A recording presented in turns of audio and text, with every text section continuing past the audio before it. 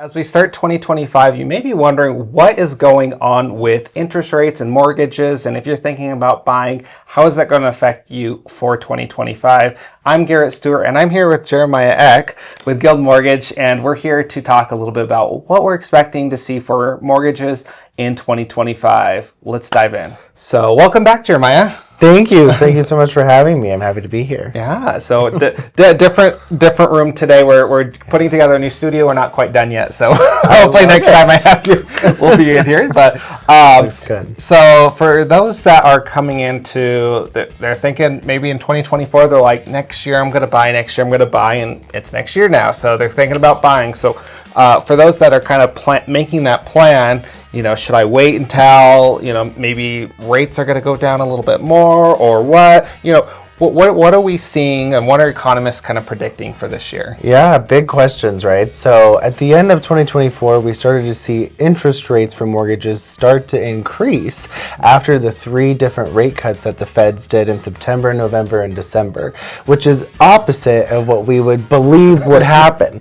The reason is that mortgage interest rates are based on an entirely separate market than what the Fed is controlling. So there's an indirect correlation between the two. So as inflation has actually trended downwards for the most part, which is why we've seen interest rates be lower than they were in 2023, when they were like, 8.5%? Now we're seeing better inflation numbers, but the second and third most big concerns with the Feds are the election and how the president-elect is going to impact fiscal policy and what that's going to look like for inflation and tariffs and increased costs of goods, and also the labor market. The labor market throughout the United States has remained to be really strong, and that means that we're still seeing not super high inflation where the Feds, or unemployment where the Feds want it to be, and because of that they feel like if they cut interest rates too much, then we're going to be in this whole mess all over again, starting over. It's like the dirty dance of trying to figure it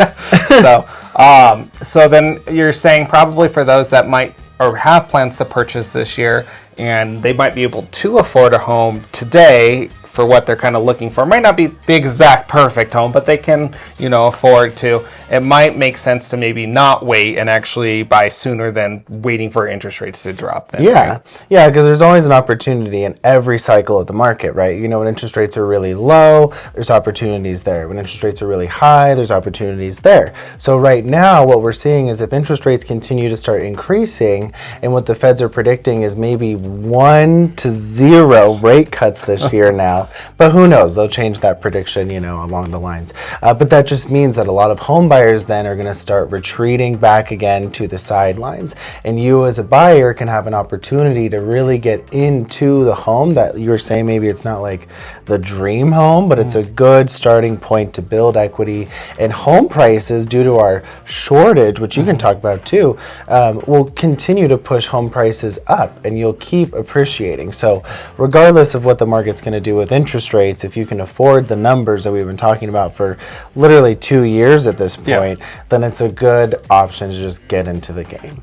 And I think a good thing to think about as well is, they lock into something. If they can feel comfortable with the payment today for potentially long term, there's always that opportunity to refinance later. It's never a guarantee, and you could be stuck in that rate for 30 years. But at the same time, if you get into a good dip, we saw a decent dip back in September, right before the rate cuts started.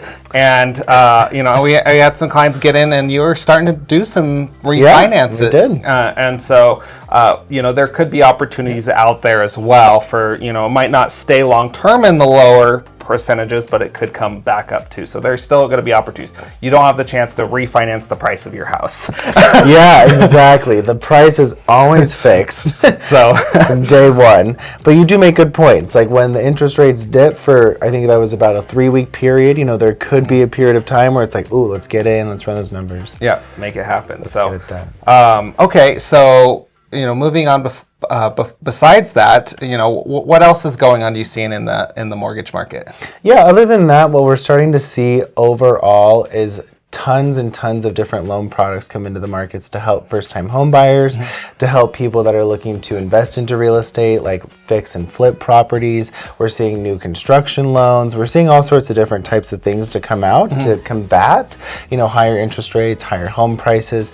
There's a new program that Guild just released that where we only use the interest on the payment for the first 2 years, and then you pay the principal later on, and all these crazy things. So we're really trying to figure out ways to make homeownership affordable, because it is still a really good thing to do, and people want the security. So I think if you're on the sidelines and you're wondering if it's a good time to buy, good time to sell, good time to refinance, reach out to your preferred real estate agent, preferred loan officer, which of course would be Garrett or myself, and don't wait to buy, right? That famous saying. Exactly.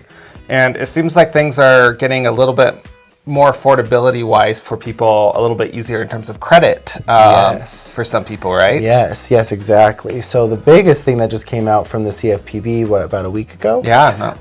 Is that now all medical debt is going to be removed from credit reports. Originally, this bill was passed last year, but the limit was $500, and now that has been removed, because that's not really helpful to anybody. You can spend $500 at the doctor in 1 second. Yeah, right. So it doesn't make any sense. So now it's changed where all consumer debt for medical is going to be removed from credit reports, which is going to help a lot of people that have been, bogged down by medical bills that they can't afford to pay, and help them get into homes. Okay, so that's great news too. So if that is something that was a concern, that could, relieve some pressure off of that as well, and hopefully increase scores and affordability. So awesome. Well, thank you so much for being here. And in terms of the first-time home buyers or just purchasing a home and being able to get some grants and things, we'll be doing another video all about that. We just finished closing with a client buying a home with basically zero out-of-pocket costs. Zero. So make sure to hit that like button and subscribe so you don't miss that video, because that could be something that could work out for you if you're curious about that. But if you don't want to wait for that video, call us up, text us, email us. Our information's below, and we'll love to help you as well. So thanks so much for watching. We'll see you next time. Have a good one.